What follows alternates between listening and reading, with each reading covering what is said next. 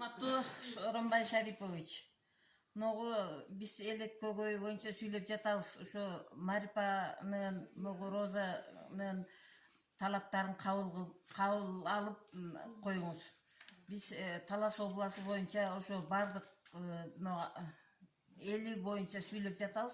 Ошону кабыл алып, мына светти дагы кичине арзандатып коюңузду суранабыз. Мына бардыгын төлөп атабыз, налогту да төлөп атабыз, соцфондту да төлөп атабыз.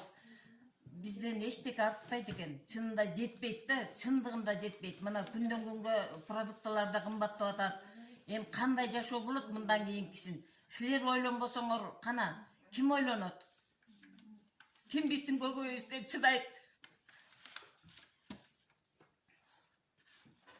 Ошону талап кылабыз. Мына балдардын 300 миң сомундагы айына тиги берип коюңуз. А мына инвалид балдарга дагы көбүрөөк карап, көбүрөөк жардам кылсаңыз жакшы болмок.